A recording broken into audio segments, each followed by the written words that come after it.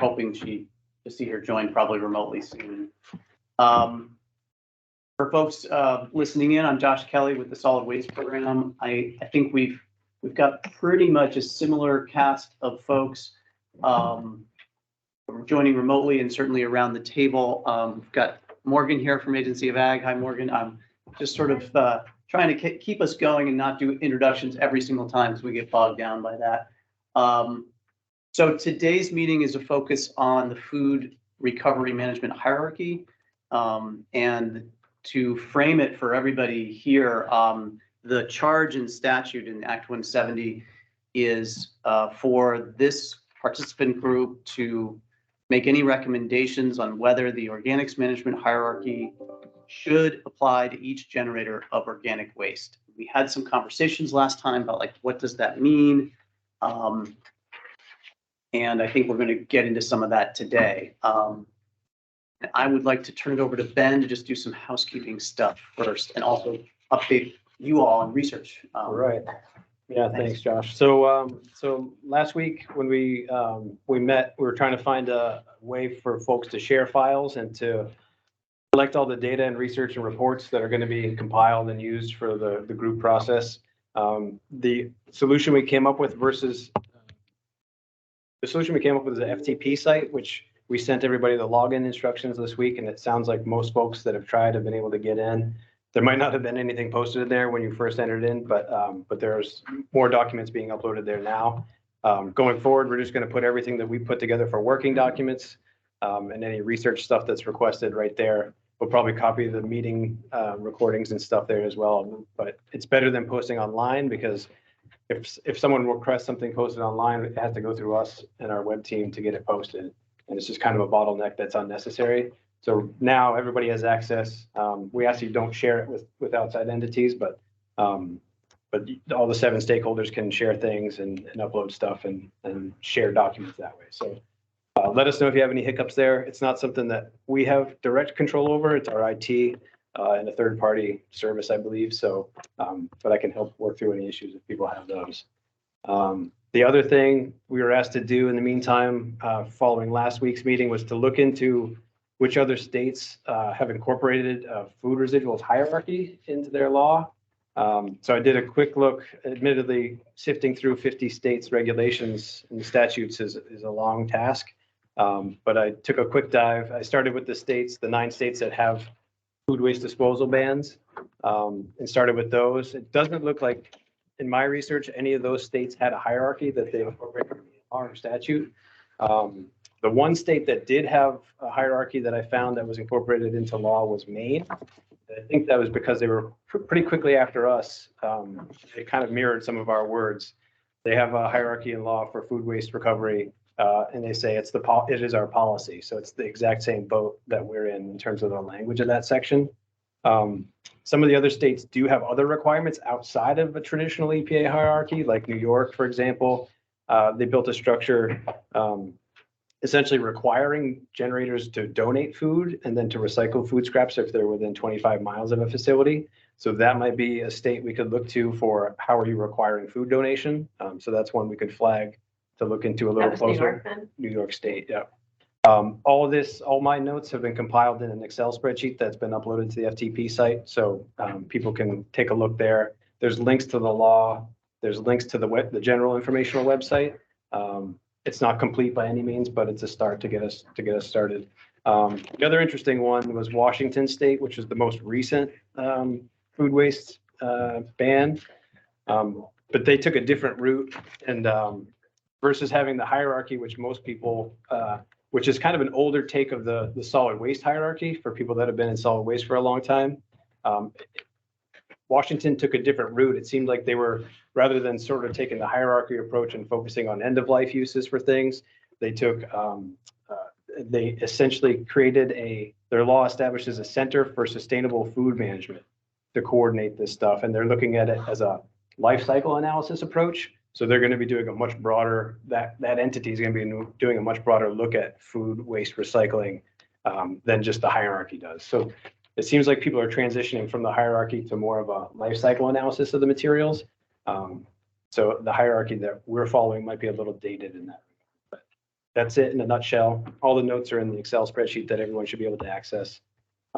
Let me know if you can't, but we can talk more if we want to have other states come and present or chime in by email. We can talk more about that later. Great. Thanks, Ben. Tom, for you who just joined us, and I don't know if Jenna, I don't Not see yet. Jenna's name No. yet. Ben was talking about the FTP site that he's got set up for documents and everything. And so there's a lot of good stuff starting to populate there. And you can put stuff there too, as can anybody in this group. And that's where also minutes and things like just housekeeping will end up too, or? We can, I think my preference is to post minutes to the website, just so the public has that record of the agenda and the minutes and stuff, and not bog down. I sort of see this as the working folder for people to share working stuff. I can post them there redundantly if people prefer, but I prefer to just keep it clean, and post them to the website so everyone can see. Yeah. That's okay. So we started a little late. We started around 5 minutes after, talked about the main meeting topic for today. And this is we put this agenda together after last time's meeting. And I don't think Ben or Mia got any significant comments on it. So we just proceeded. You guys can feel free to change the direction if you'd like. Main meeting topic, as we discussed last time, is the food recovery management hierarchy. And the charge of the group is recommendations on whether the organics management hierarchy should apply to each generator of organic waste. Last time we discussed kind of going around and getting experiences from people and also having a couple of speakers in. Matt Chapman's here today, Division Director of the Waste Management Prevention Division. Peter Blair is online and prepped to share their perspectives. And I will do experience from DEC solid waste program in the implementation of an application of the hierarchy that we've experienced since the law went into effect. So I'll try and be brief, and I'm not always good at that, but I'll do my best. We started with the 50+ page law in around 2013. Me and I both came on around that time, working under Kathy Jameson. And our review initially of the hierarchy and in talking with our supervisor at the time was that it was a recommendation. It was not a hard enforceable piece of statute. And so we began actually really with our outreach on the people who are going to be impacted first by the law. So in the case of the ban on recyclables, we went to haulers and facilities and met with them and met with solid waste districts and then started moving outward from there. And people might recall that one of the first parts of the law was the 2-ton generator ban, which started in 2014. We actually had a meeting, not in this room, but I think another room upstairs, with the Retail Grocers Association and met with them and talked about 2-ton generators and how much do you produce and how do you measure food waste and the best guesses we had for measuring food waste. That meeting, I believe that was in about 2014. And Price Chopper was there, Shaw's was there. I think there was representatives from at least one co-op. Hannaford, I think, sent a representative. There was a Tops representative at that meeting, Tops Market. And it was pretty general. It was mostly about what was coming with this law and what were the available services at that time. And I don't recall if we specifically talked about the options in the hierarchy at that time, to be honest. It was multiple years ago. But since then, we have initiated direct business outreach. We've had some media campaigns. We've done an entire website suite of materials and have partnered with the Agency of Agriculture on animal feeding information and met many times with staff. Morgan and Steve weren't part of that staff initially. We worked to get clarity on both the food donation to people side from the Department of Health food and lodging program. We met with their inspectors, their health inspectors, twice to clarify, what the law is, and also to offer our services in the materials management section of the solid waste program for basically for outreach. So if there were concerns about, with the main concern was humans getting unsuitable food that had been left out or was past its quality date. And I'll say quality date because sell-by dates are not always accurate for food quality. So we even had a meeting where we brought in, with the solid waste districts, alliances and independent towns, the Agency of Agriculture and Department of Health, because they were going to be doing outreach on the law directly in their own communities, to restaurants, to supermarkets, food-based businesses. And we were seeing a lot of pig feeding at the time. And so we wanted to have it was Kristen Haas, the state veterinarian, who came, and she directly discussed what's allowed, what's not allowed. And also we touched on chicken foraging a little bit, but not in a lot of detail. At that time, there wasn't as much concern as has bubbled up in previous years. I think the FDA FSMA, Food Safety Modernization Act, hadn't quite hit with such an impact in the United States. And so it was a meeting more or less about how best to donate quality food for people, with Department of Health there, the food and lodging program. That was Liz Worsing, who's still there, I believe, and Kristen Haas for animal feeding section. So we've done a lot of collaboration, a lot of support, a lot of working with our sister agencies, because there are so many different laws that apply to this topic. And solid waste regulation is just one of those. Food bank. I just want to Food bank, mention yeah. Food rescue piece. We've met with the food bank. A lot of work with the food bank and other food rescue organizations on donation. And then in doing business outreach and then connecting with all the different retail grocers or hospital association, the food recovery hierarchy was always a part of that conversation. And when we do direct business outreach too. Yep. Connecting businesses if there is an option to donate if they have.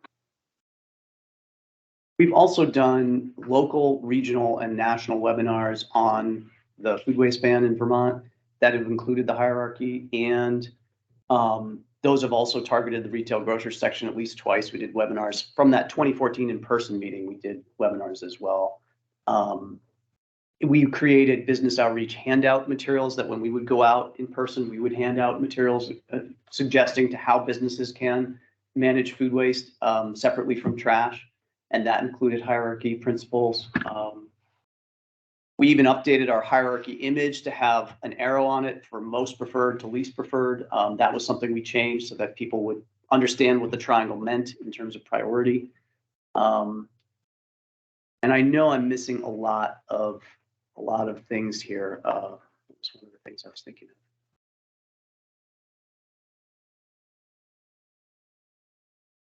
Yeah.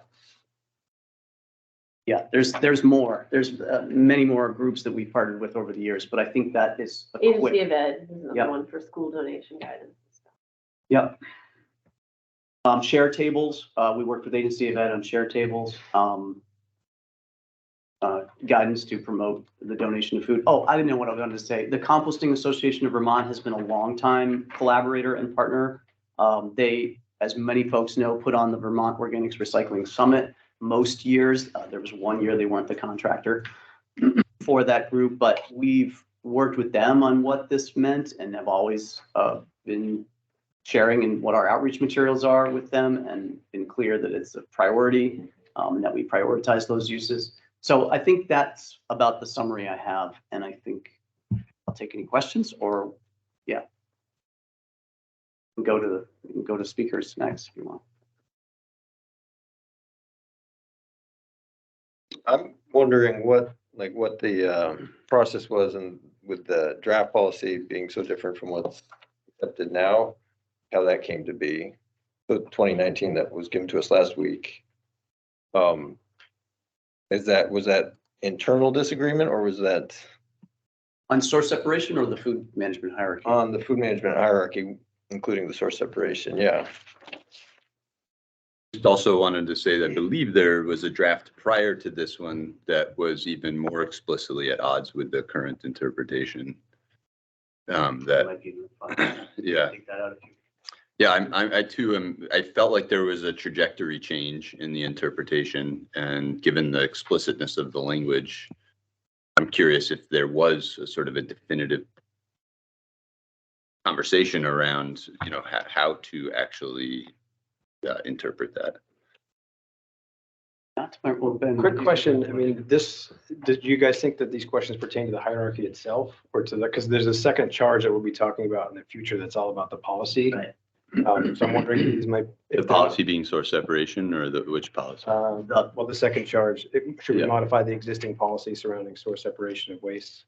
Right. So I'm just wondering if it would be better to discuss those then and just focus on the hierarchy today and stay kind of on topic, the first charge. I mean, Yep. Does that make sense or? Sure. I mean, My recollection, Dan and Tom, is that there wasn't a lot of discussion about the hierarchy when we were discussing the policy document. There was a lot on source separation. I could be wrong. I haven't reread the draft that you guys are looking at and in detail. But that was much less an issue on how that's been. that was sort of my sense too. I think it pertains more to source separation than the hierarchy itself, but. Right. Okay, yeah, we can pick that up. I guess that does, oh, sorry, go ahead. The last thing is like, what I should look back at what our policy document said, if it addresses the hierarchy in a really direct way. Maybe it does. It's been a while since I looked at it. Yeah, it does. It does. There's under implementation, multiple options included in management hierarchy for the management of food residuals. But again, it was really heavily on source separation. I have a question for the group, just looking towards having our guest speakers. Is this a good time to sort of make that transition? Sure. Yeah. Since we're short on time in the overall timeline of the whole process, I'm guessing that it's unlikely that we'll ask the same speakers to come in on multiple topics like source separation later. That's my assumption. If that's wrong, we can check that, but I think we're going to be hard pressed to fit in as many people as we'd like. So I wonder if today, while we have Matt and Peter here, if it's a good time for us to make sure we ask questions pertaining to all three of the legislative questions that may be pertinent to the legal analysis of it.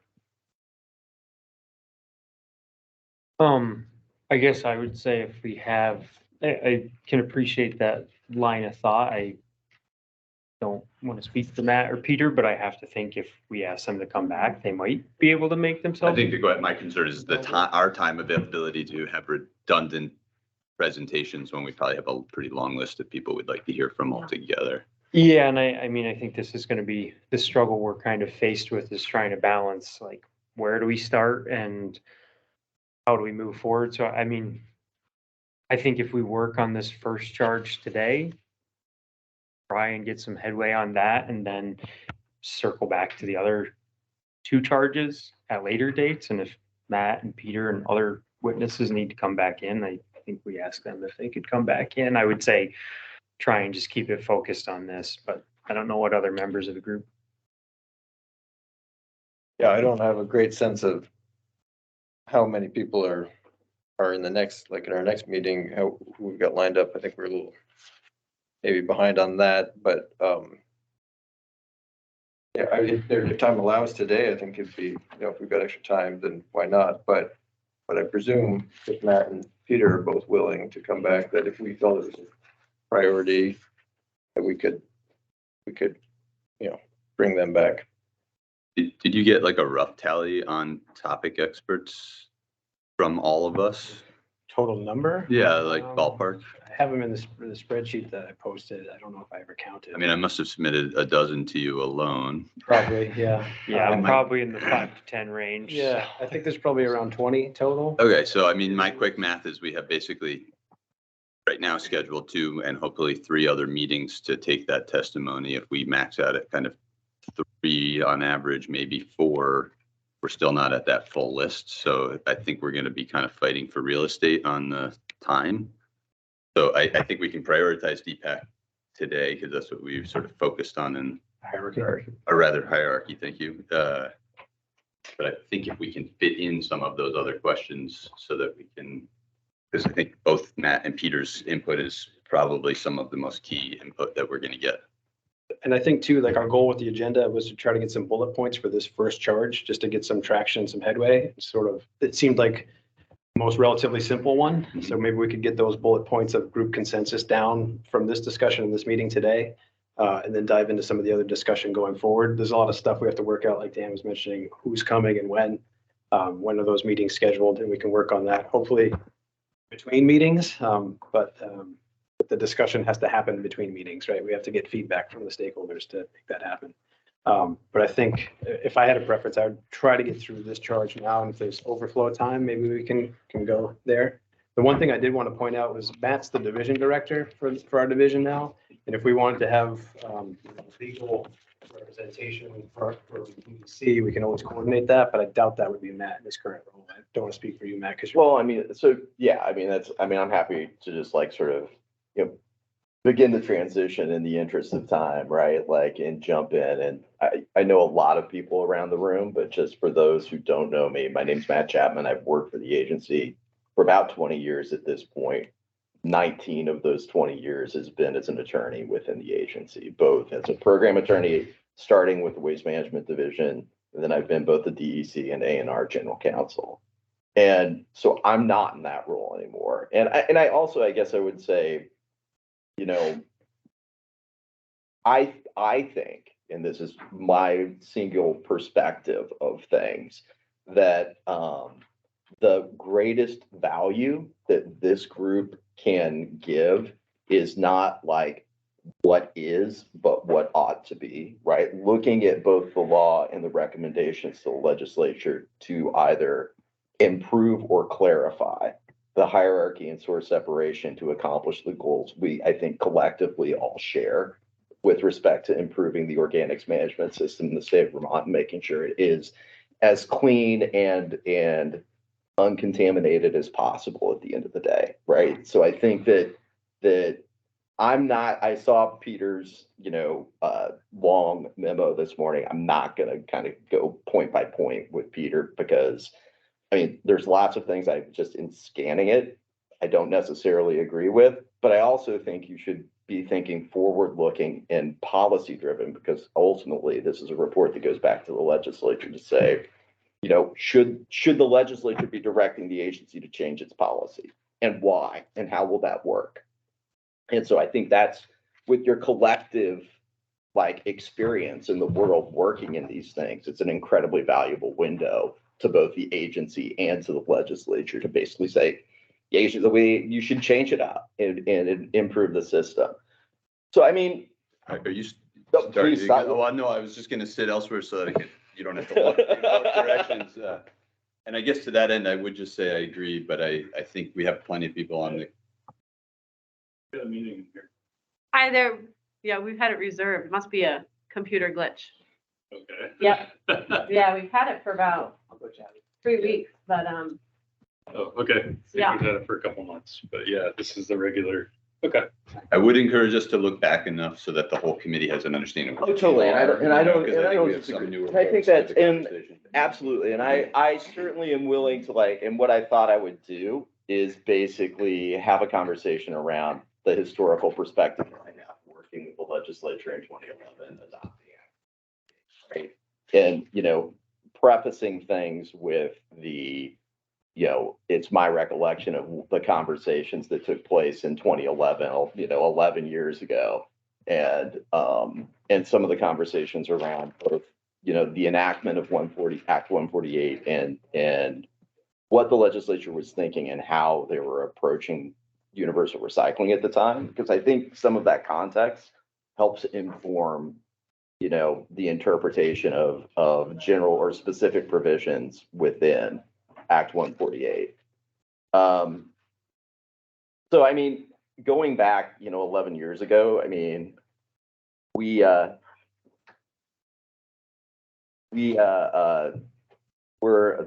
world was a much different place, right? Like there were very few places that had organics bans from the landfill. I mean, no state There were a couple of countries in Europe who had done it at that point, and there was some traction as far as it starting in some of the major West Coast cities like San Francisco.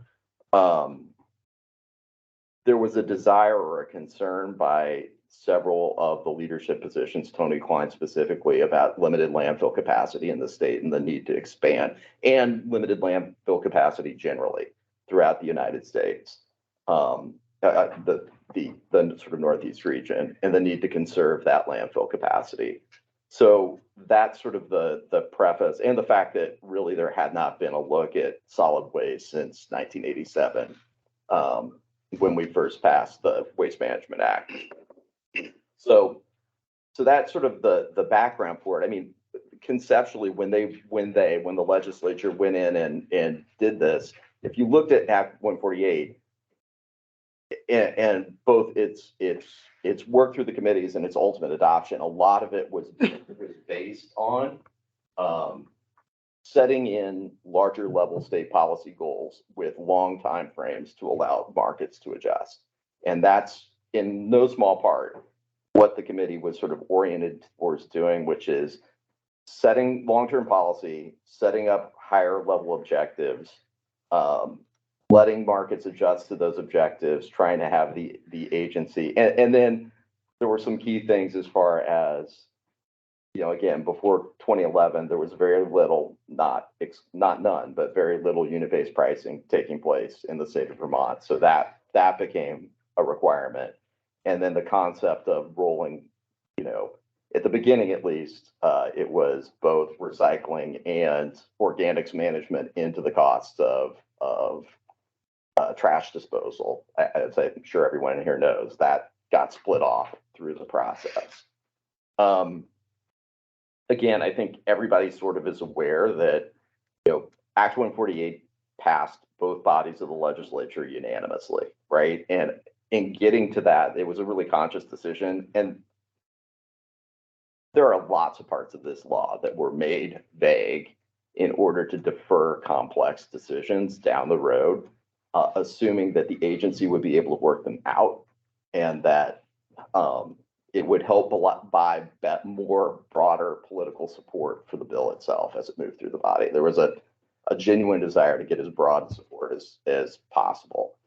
You know, so that's contextual information. I mean, with respect to the hierarchy itself, the hierarchy is a policy statement that is to direct agency and individual action towards trying to encourage people to manage their waste at the highest and best use, with the highest being human consumption, followed by animal consumption, followed by composting and digestion, and lastly, energy recovery, right? And this is my recollection of this is that there was never an intent of the legislature to have this apply sort of in a regulatory context to individuals or to individual entities.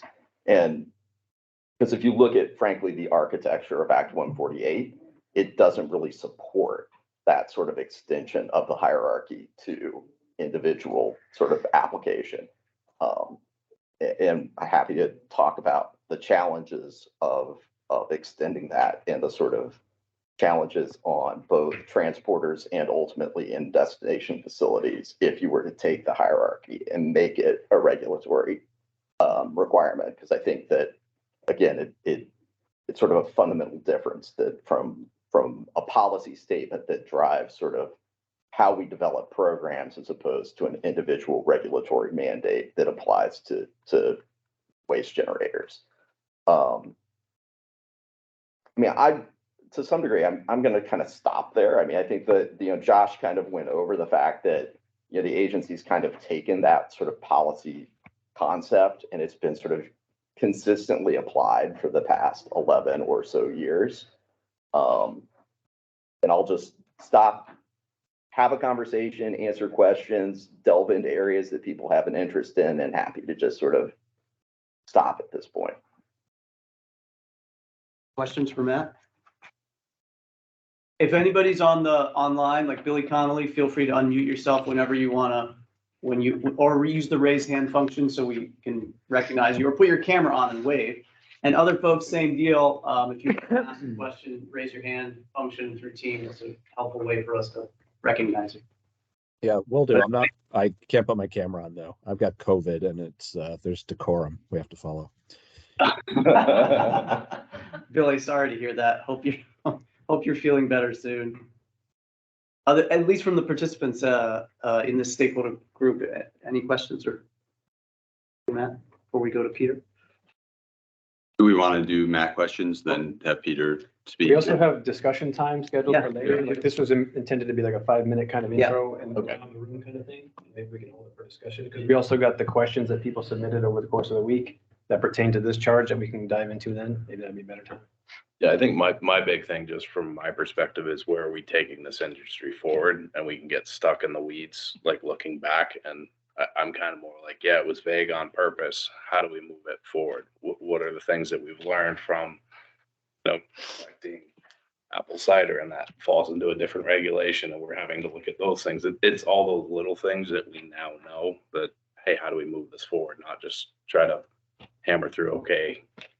When we start getting into legal things, that for me, it's like, we're not going to drive the industry forward. We're just going to be sitting here everyone's going to be in their camp, whether you're the DPAC camp, the organics camp, or whatever it may be. So how do we kind of just push down? Like you said it best, I think, what do we want to see in 20 years from now? And just knowing the recycling industry's changed that much in 20 years, it's going to happen with the organics industry as well. And hopefully we can kind of be forward thinking, but also practical to today to let the system grow and evolve. Well, if nobody objects, let's go to Peter, Peter Blair. If you're ready, Peter, I think we're ready for you. I am. Can you guys see and hear me? Yeah. Okay, wonderful. So just Peter, quickly, Peter, can I ask, how has our audio been? Can people hear us around the table? it's actually been incredibly great. Can hear everything crystal clear.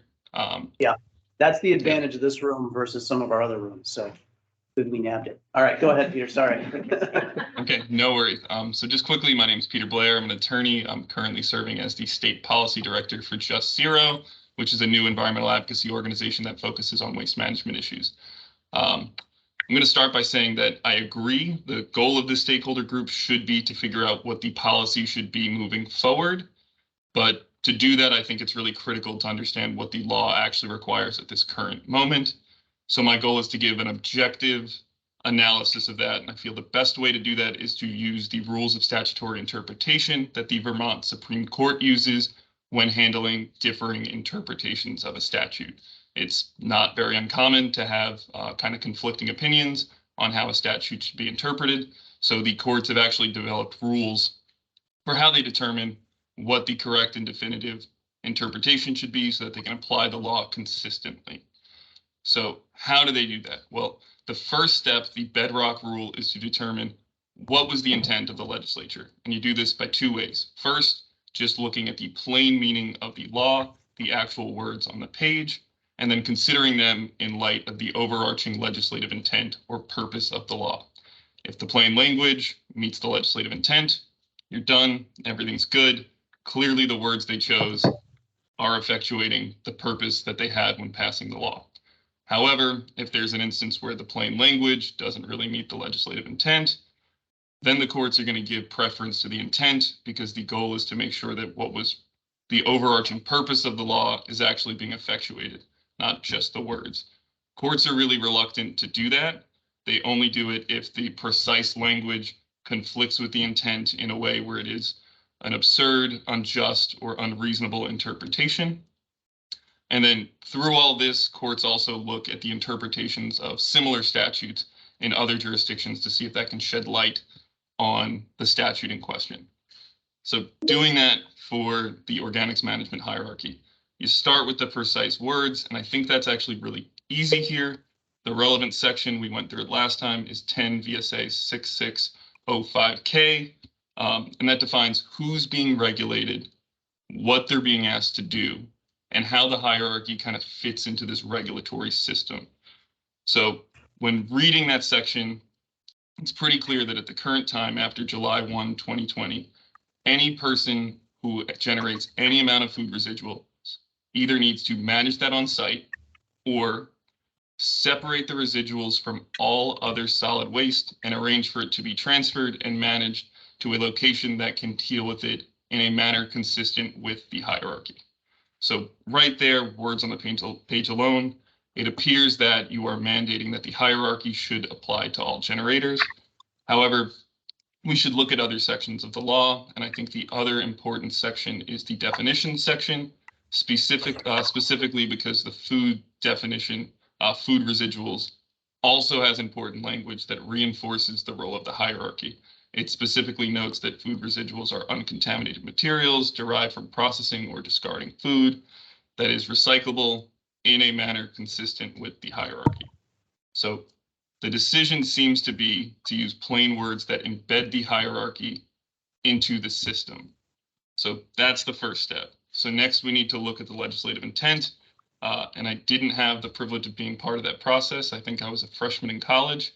So I was going off a lot of the legislative history materials online. So the law was first introduced in 2011 and passed in 2012. And I think it's important to note that the first version of the bill, as it was introduced, didn't have the hierarchy.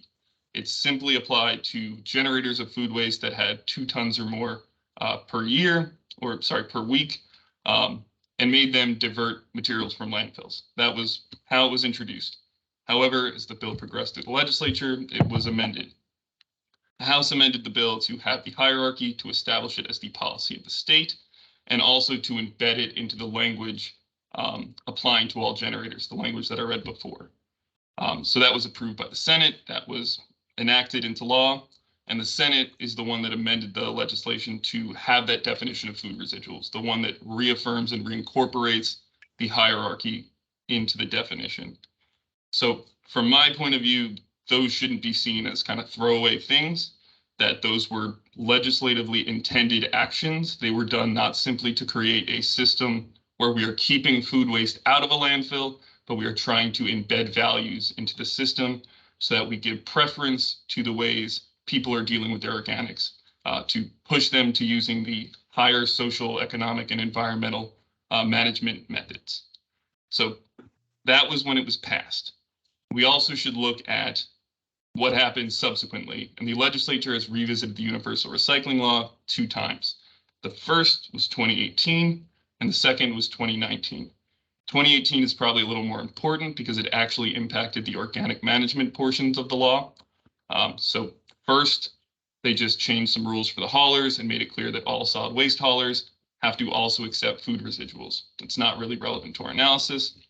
The second change was to make some minor amendments to the language of section 6605K, the one that's really important for our analysis. But that was really just making clear that after July 1, 2020, all food residuals were going to be banned from the landfill. So the legislature didn't choose to change the hierarchy or how it applied to anyone. And I think that's an important fact because it shows that they didn't want to change how the system was working, what their original intention was. For 2019, it didn't really impact the organics management provisions, but again, the bill was being considered. If they wanted to change anything, they could have. So we've done the first 2 steps. So now I think it's important to look at other jurisdictions, and Ben touched upon this a little bit. I only saw 6 states with mandatory organics recycling. So Ben, you and I should talk about the ones I missed. And I also found that none of them have organics management hierarchies in their law. In fact, most of them are completely indifferent about how you manage your organics. Some statutes do place an emphasis on donation. New York's law requires that all designated food generators separate excess edible food and donate that for human consumption. All the remaining food waste, it's totally a free-for-all for how you want to deal with it, as long as it's not going to a landfill. This, I think, is important because with the exception of Connecticut, all of these laws were passed after Vermont's. And for anyone familiar with the legislative process, you usually look to what's existing to see what you want to do in your state. So these states made a conscious decision to not embed the values that Vermont did into their systems.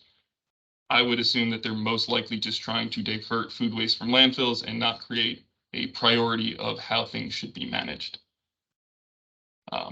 So then the other type of relevant law would be Maine's food, I think it's called the food recovery hierarchy. It's really similar to Vermont's. It establishes that it's the policy of the state to divert food and food scraps from land disposal or incineration, and then sets a very similar priority of uses. Reduction at the source, donation for hunger relief, utilization for energy recovery, and as a soil amendment through composting, and then finally land disposal or incineration, because Maine hasn't explicitly banned those things. So pretty similar to what we're dealing with in Vermont, with one key difference. In the Maine law, they explicitly note that the hierarchy is only used as a guiding principle, that you're just using it to direct decision-making related to solid waste and organics materials. So this law was passed after Vermont's. It's pretty telling that they chose to explicitly qualify it as a guiding principle so that there couldn't be a type of interpretation that saw it as binding law. So going through that pretty objective statutory analysis, my view is that it's pretty clear that the legislature was really intending to have the hierarchy be a pretty active, probably mandatory function of the system. That they weren't just trying to keep things out of the landfill, that the goal was to direct resources to the highest and best uses. So that's my opinion of what the law says now. It's up to the stakeholder group to determine what the policy should be moving forward. But I would qualify that the only way to change a statute is to change the language of the statute. You can't simply interpret it in a different way. So I hope that was helpful. And I spelled it out in a much more long and arduous way in the memo.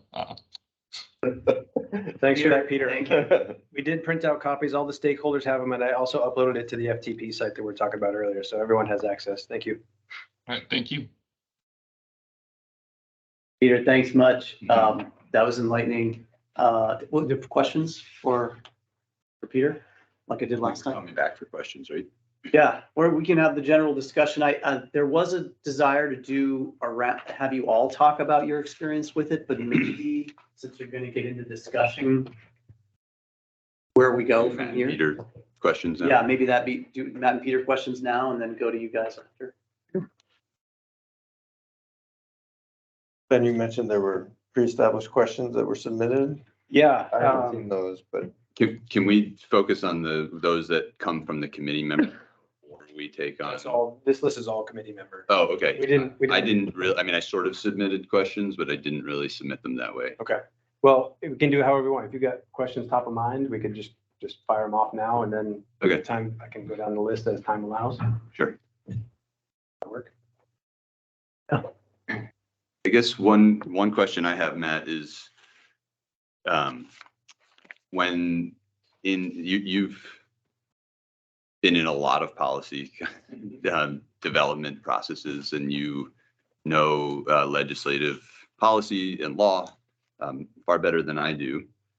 And I'm just curious, when there are phrases like policy of the state, how are those typically interpreted? I mean, that's a specific use of the term policy. It is, and I think, the historic interpretation that both the agency and the Supreme Court has taken when something gets framed as a policy is that it more is think of it as sort of a guidance or overlay to agency action, directing them in a particular way as opposed to an individual directive or mandate. Now, having said that, you will find other cases that go the exact opposite direction. The court is all over, and I think that's one of the challenges. I mean, I don't disagree with Peter's framework at all. I think that reasonable people can reach a different opinion to the framework that Peter went through. And I think Mike O'Grady basically said it in testimony last year that he thought that the statute was ambiguous and that there are multiple reasonable interpretations of it. And, I think everyone benefits from the policy guidance and clarity around what this group thinks the best outcome is with respect to implementation of the hierarchy. Should it be something, frankly, that you are telling us as agency officials that we need to do a better job of strengthening human food diversion and agricultural food diversion in the sort of general world, right? As a part of the waste management system, or I frankly would be looking to you guys to give me thoughts and direction on how you would draw down the hierarchy to individual people, because my mind immediately goes to something like a manifest system where there's paperwork tracking waste shipments that are stored like at facilities that we would come and inspect, which my immediate reaction as a regulator is something that would probably be negative to the system as a whole. And when a piece of legislation has the use of the word, or the phrase policy of the state, Yep. and then it's paired with a phrase like shall be managed. Yep. According to, and then a reference, how does that secondary reflection in the use of the word shall typically get? Isn't shall a pretty strong legal word? It's not ambiguous, is it? Well, it's directive as opposed to permissive, right? It would be more of a mandate, no? Yeah, I was already saying it's directive, and not, generally speaking, shall is directive and not permissive, right? Right. So, again, I think that going back to the hierarchy and sort of how the hierarchy is embedded, I think that there's a lot of sort of direct contextual legislative history around the incorporation of the hierarchy. And a lot of the things that we're talking about today happened at least on the side of the conversations that took place when Act 148 was out there.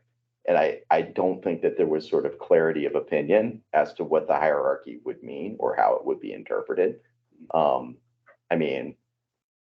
again, I think it's probably useful to have a conversation about but I will also say two things. I used to be an attorney, I'm not anymore, so I'm not gonna sort of sit here and pick apart statutory analysis or construction, right? Both not my job anymore, and I'm happy to have someone from legal counsel come in and do it. But also, I think there's value to just sort of stepping back and talking about what it is we want to accomplish. But yeah, I think so too. Although I think we're trying to, as a group, kind of develop a body of evidence in order to do that. So Sure. I think for the sake of folks that haven't been in on these conversations, and many of us have had the opportunity to do this work proactively in the past, and that opportunity wasn't seized or reciprocated. So Sure. That's why we find ourselves here today. So we're still actually trying to clarify what those goals might be. Sure. I have specifically one of the things that's been cited by ANR as to why the hierarchy is not a mandate is the unenforceability of item 1 on the hierarchy being source reduction. That was Kathy Jamison's refrain consistently. And in that sort of basic argument, to me, is the premise that it was intended to be enforceable, but that there is a component of it that is unenforceable, and therefore the entirety of it is unenforceable. And I'm just curious, I deal more with private contracts where there are issues of severability. And typically in a contract, we're very clear that if one part of this contract is not legally viable, it does not make the entire contract null and void. And so if ANR understood the intent of the legislature, but felt one part of it, its mandate was not enforceable, is that what makes the entire hierarchy unenforceable? And if so, if the hierarchy is not enforceable, is the law itself enforceable if we're not willing to sever these things?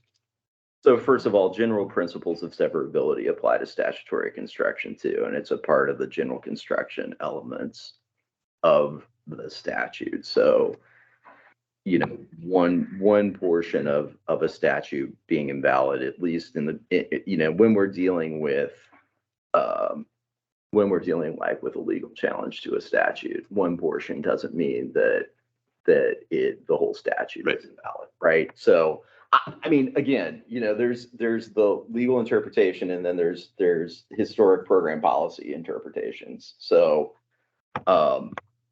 again, I think that the historic interpretation of the hierarchy and specifically subsection A of the hierarchy is that it was a policy statement and not sort of driven down into as an enforceable legal standard.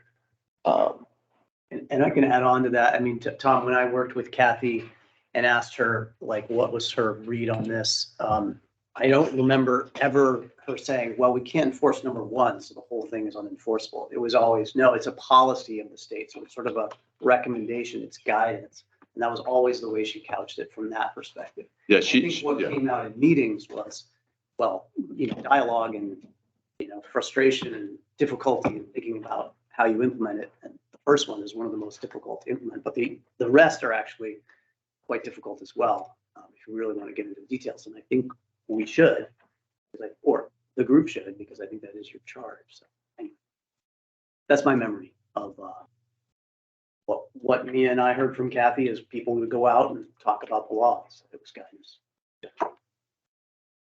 And well, my last question, so I don't take up too much time here.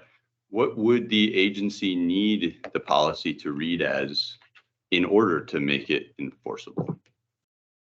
What would be the language changes that I think you would recommend? That would be striking the first clause. It is a policy of the state that, and just say food residuals collected under the requirements of this chapter shall be managed. Right. So remove the fact of it being a policy statement and making it a directive statement. I just wanted to add on one thing I discovered when doing some of this research in other states, which was extremely painful, by the way. Thank you for making me. It's not directly related to food waste, but I found something from Minnesota legislature back in 2002. It's related to their solid waste hierarchy. I'm just going to quote this real quick. It says, when this hierarchy was first enacted, policymakers believed that the government had the authority to direct waste to be managed in specific ways, and even at specific facilities to ensure that it was managed at the appropriate level of the hierarchy. However, judicial decisions in recent years have constrained government's ability to do so. Policymakers have responded by implementing tools other than their regulatory flow control authority, such as contracts with haulers and other financial incentives to guide waste to be managed in accordance with the state policy. That's just a little snippet that, other states are struggling with this too in different contexts. Yeah. So maybe the bullet point from this discussion is it's unclear if this is a requirement or policy to guide ANR's decision-making. Maybe that's a bullet point for the report. It's vague whether or not this is a requirement or not. We can shore that up. So let's clarify the legislative question we're answering then, because I read if you could reread it, Ben, if you have it right there, I read it to say, should it apply to everyone, which implies to me that it is a mandate. And the question is, who does the mandate apply to? So recommendations on whether the organics management hierarchy in 10 VSA 6605K should apply to each generator of organic waste. Right. So I guess I'm a little confused. Maybe we could quickly clarify that as a group, because to me, that doesn't say should the hierarchy apply. It says should the hierarchy, assumption that it exists, apply to every generator. I think there could be a number of different questions in there. And then I think it's also important to know that it's that first word, recommendations. It's looking for what comes out of this room and going forward. I don't read from that there's just one or two particular questions that this group is tasked with answering, but more offering some guidance going forward, because I think you could look at, should apply, that unto itself. Should the hierarchy apply?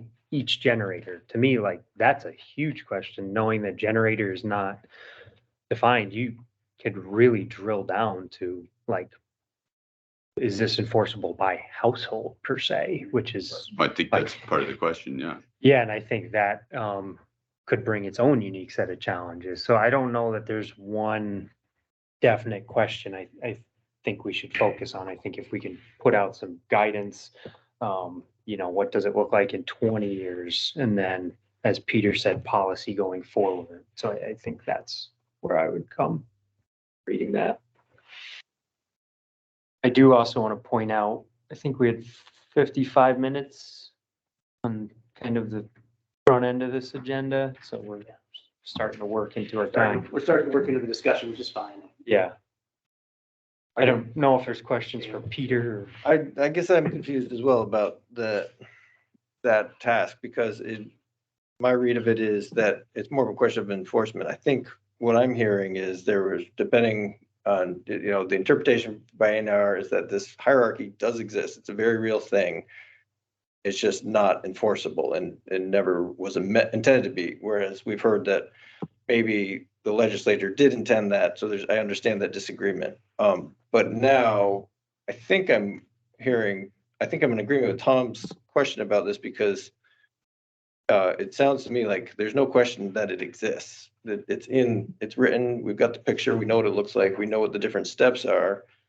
And so I'm wondering if rather than should apply to each generator, because I think it already does apply to each generator. I think if apply does not mean enforcement. And so I think my read on it is should it be enforced for each generator?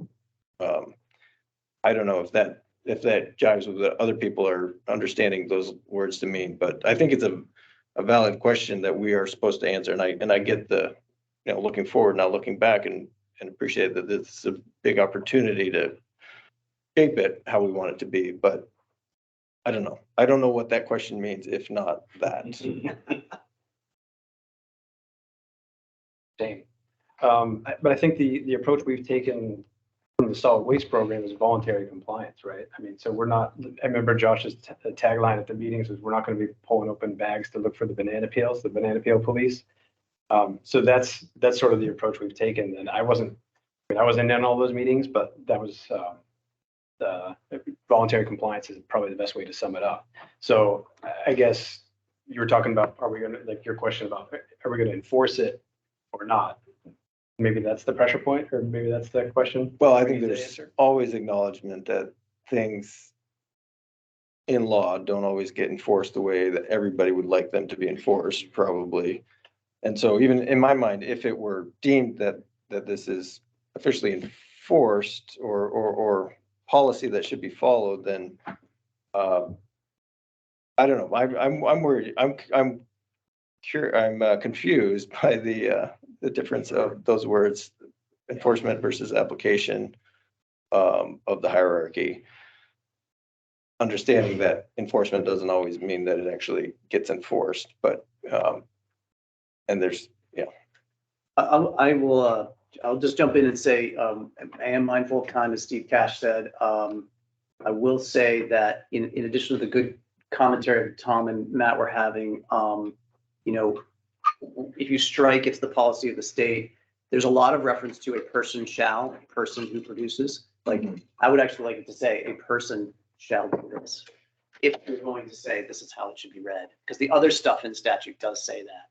It says a facility that manages waste, trash shall do this. A hauler that manages this shall do that. A person that produces more than this shall do this. Well, I guess just sort of to build off of that, Right. where if this is a regulatory requirement that it's going to be enforced, how are we going to actually make it enforceable, right? And I think to me, and to whom does the obligation to basically, maintain records and ensure sort of compliance? Because to some degree, again, just sort of stepping back, if you were to make this one way that one could make this individually enforceable, and there may be others, right, is to basically follow a model where there's basically a manifest or bill of lading that follows materials along through the process. That basically I, as a generator, have to certify that I've reached out to John Sales at the food bank, and he said, no, this material is ineligible for coming to the food bank. That gets documented in the date that the conversation took place. They reach out to Tom and say, Tom, can you take this material at your agricultural facility? And you say, no, or yes, it's eligible. And then I can finally go to Dan and say, okay, I've got, 2 tons of material that I want to bring out to compost at the facility. And that document would basically live at the compost facility documenting the other 2 attempts. I'm not I'm pretty sure that's not what the legislature intended in doing this, right? I mean, I think that you wouldn't have seen the unanimity of purpose in the legislature if the intent was to have that sort of manifesting system follow the organics waste management along the process. I think it would be hard for me as a regulatory agency to think about how we could even handedly enforce something in the absence of a paper trail that follows each generated load, right? Because then it starts becoming, we're frustrated with generator X, so we're going to selectively enforce against generator X, right? And go in and make them document things. So I think that's the challenge with turning the hierarchy into a sort of regulatorily enforceable structure that sort of is enforceable against generators and frankly, ultimately against destination facilities, right? Because if you accept it, you violated the hierarchy as well. So stepping aside from the existing legislation. Sure. And looking forward. Yeah. I think this is important, and I don't think your concern is misplaced. If we all agree, so last time we did a little exercise as a group and we said in 20 years, we'll be really proud of the organics management system looking like, and highest and best use came up. And I think we're all interested in seeing resources go to their highest and best use. And so without creating this ridiculous bureaucratic and enforcement burden, how would a society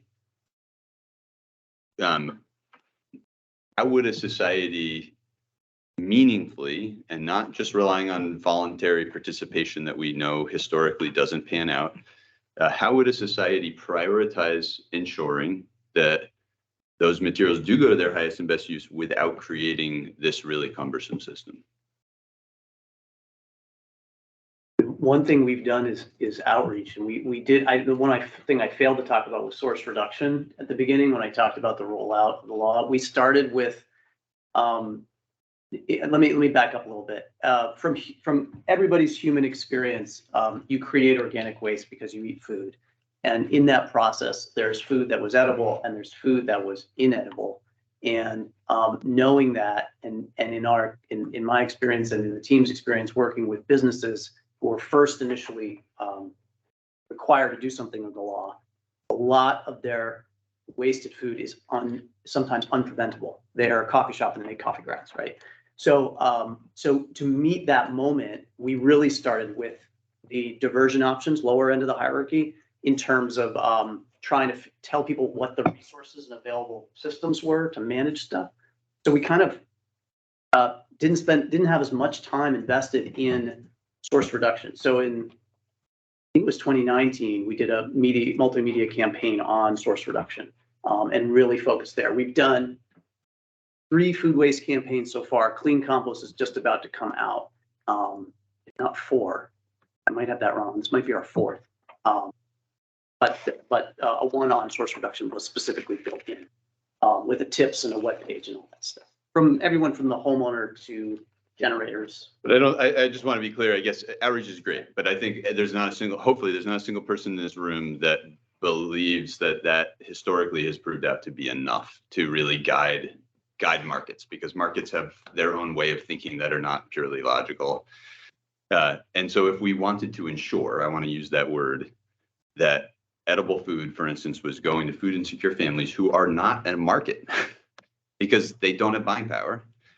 You need to somehow figure out how to override that market with intent.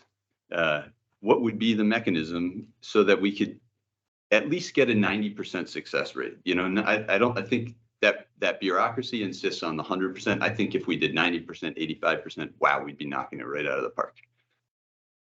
I will just say, I don't have I've thought about this, Tom, and I don't have like a great answer or response back, right? Like trying to think, because generally speaking, I agree with the objective, right? Like, I mean, if you were to tell me there was a magic knob that we can turn that would help sort of promote the hierarchy, I think that's a policy objective that the agency shares.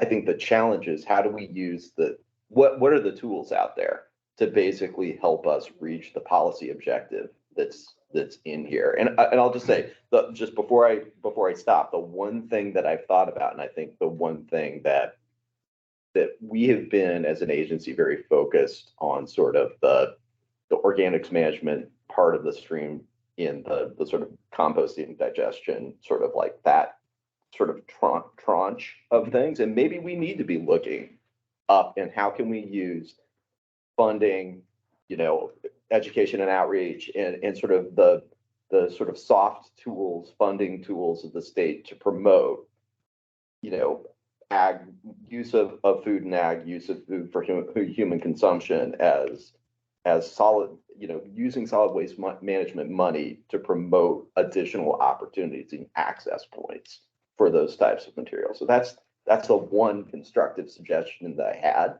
but I agree. I mean, like it's difficult to think about how you would take this policy group, this is like policy statement, and then turn it into something that you drive through our existing set of tools.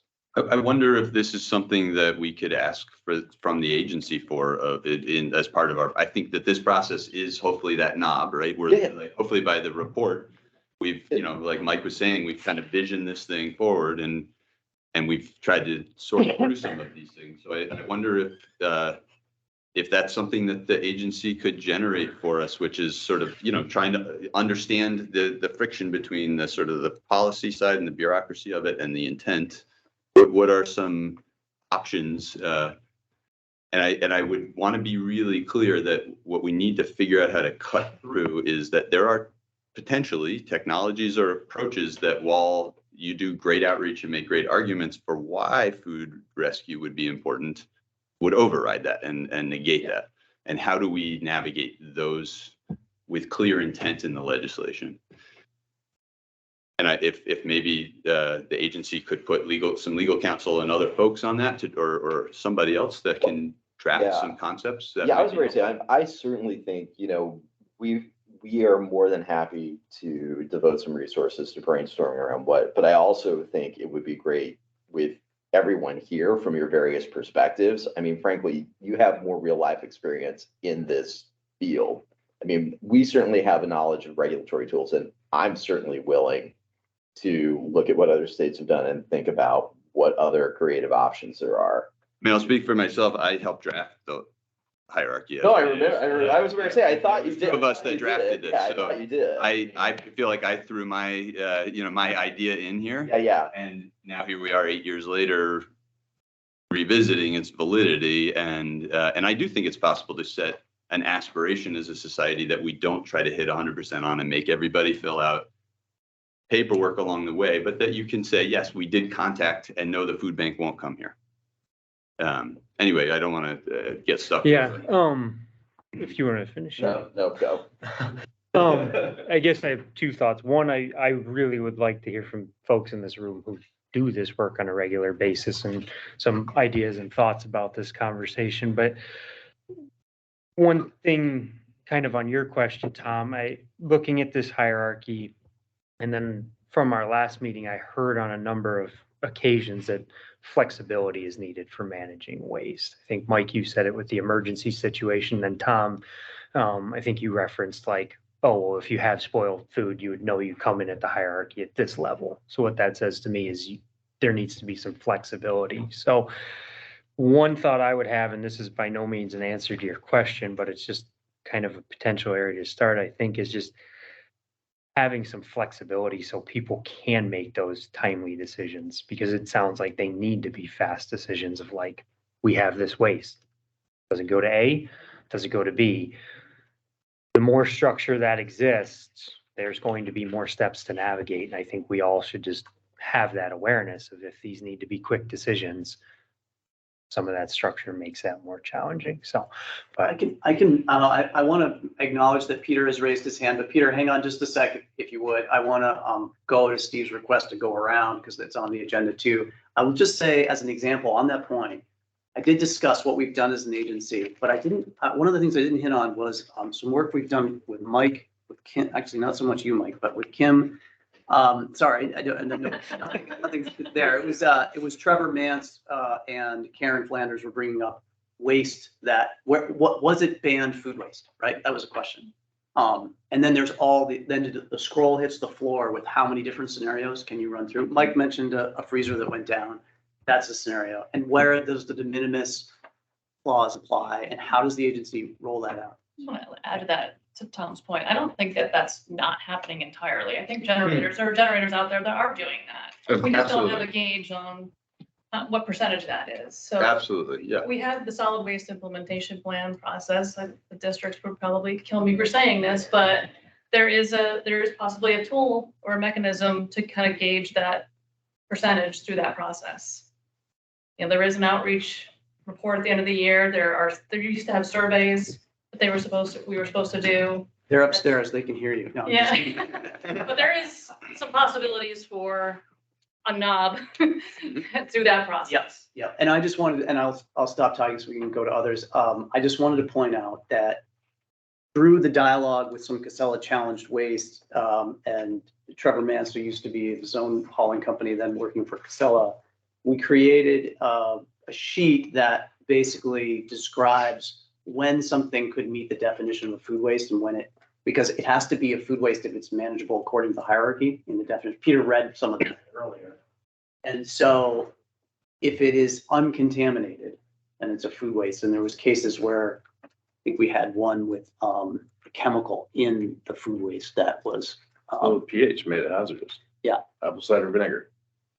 Well, or I dealt with the one where a whole warehouse, the fire system went off and it had fire retardant all over it. right. Yeah. So we tried to create a structure, and if that is helpful to look at that, I just want to make sure that that's out there. We can post, it's on our website. We can also post it to the website. So I'll stop talking. That would be great. And you around. Maybe Steve, you asked a good question. Maybe Dan should come. We'll come back to Peter.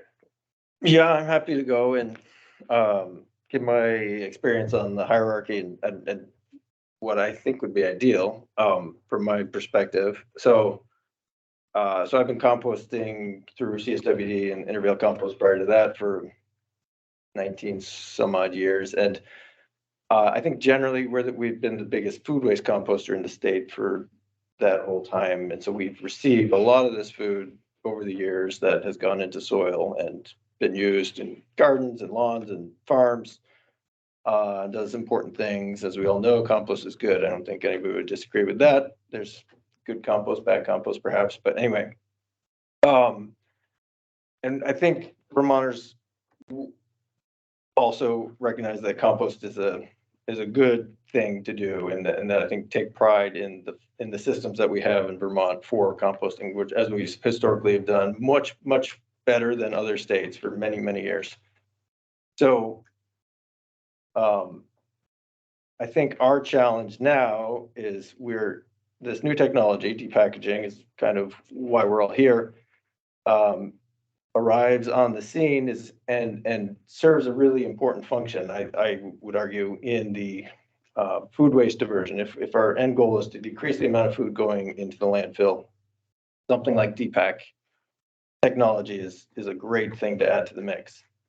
The challenge, in my view, is how the hierarchy, lack of enforceability or whatever, by letting the markets decide, I think there is danger of things going to the bottom of the hierarchy every time, because of scale, because of pricing, because of market control, and I think some of the higher options are inherently going to be endangered as a result, if there are not further guidelines on how to implement and how to interpret the hierarchy. So in our scenario, for instance, we actually looked at installing a depackager at our facility a few years ago.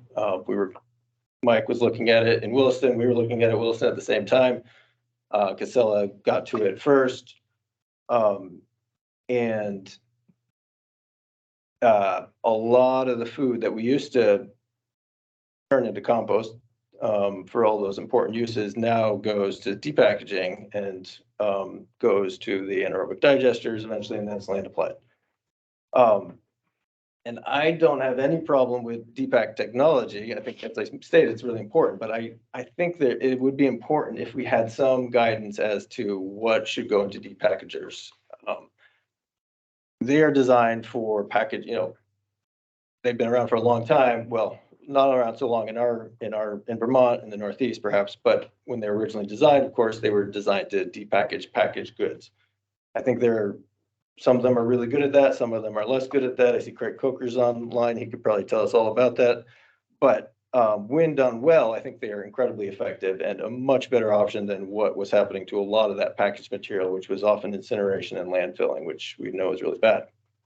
But I think it's what we've seen in our scenario, for instance, is not quite half, but a considerable amount of the source separated organics that came from restaurants, cafeterias, homes, residences, that used to go into compost production, into soils, into returning those nutrients in our local community is now going through depackaging, and I would argue unnecessarily, to then be, brought to anaerobic digestion, make energy, and then we have all the complications that are the concerns that are arising around contaminants in that process. So my hope and my preference is that we could figure out how to take the hierarchy as perhaps it was originally intended, perhaps it wasn't, and figure out a way to make sure that depackaging still remains a viable use, there's a lot of packaged material. It was 38% of the landfill waste, according to that study a couple of years back. Landfill organics waste is in packaged form. That's a huge amount that should go through depackaging and recover those organics. I would argue that the rest of it, preference should be given to the higher echelons in that hierarchy, and we should do as much as possible, feed humans, feed animals, and compost and build soil. So how to do that is where I stumble, and I think maybe I hear the enforcement constraints and the concerns, but I think that it's really important that we take what I would, and acknowledging that the science is not quite caught up to us, and that, ideally we'd have the life cycle analysis of compost and anaerobic digestion all figured out and depack, but we don't. And so barring that, I think it would be great if we could acknowledge that I think Vermont has a history of valuing soil and compost as an important end use for these nutrients, and look at it a little bit differently and try to give preference to these foods that don't need depackaging to go to compost first, when it's available, when there's capacity, which is not always the case, certainly. And then as a last resort, go to depackaging where those technologies exist and it's applicable. So I don't know how to do that, but I think it's an important thing to consider. And I think, there's a lot of people who would argue that the hierarchy points to that already, and it's just a matter of enforcement. And I understand that the enforcement thing is a tricky one, but I'd like to see depackaging primarily as the last resort for everything that's not packaged food waste, and an important last resort because I think we don't have, even at our facility, we don't have that much capacity, and we would like to see some of our source separated organics still be processed, probably even at a depackager within our county and within our region. But I feel like compost and soil building should be given priority, and I don't know how to get there. Said Dan. I will point out our hierarchy has composting and digestion on the same level. And we flipped that a little bit from what EPA has, which has composting lower than anaerobic digestion. So there's a couple different versions there, but just wanted to. There is an EPA reached out to me on a study they were doing, looking at the hierarchy, and it had some interesting initial results. Actually, incineration was potentially higher than anyone had thought in the initial draft of that. I don't know if that's out yet, but surprising to me. But let me stop talking until. Well, I've been.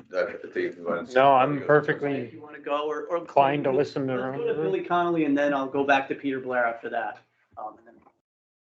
Yeah, thank you. So as you folks know, my company takes in a good amount of food waste from a number of food waste generators, some pretty frequently and some are rather occasional generators.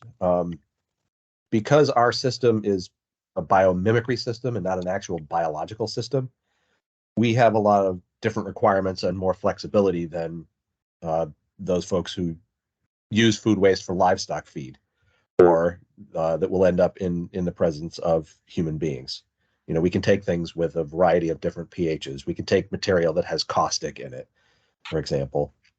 One thing I am curious about with regard to the food recovery hierarchy is that the development of it, I'm not sure where I could find definitions of higher and best use, and what was used to calibrate highest and best use, and whether or not CO2 emissions was part of that discussion. And I think ultimately what I would love to see us working toward is, in addition to defining what the role of depackaging is in the food recovery hierarchy, also looking at the use of packaging and our reliance on packaging and what that packaging is made of.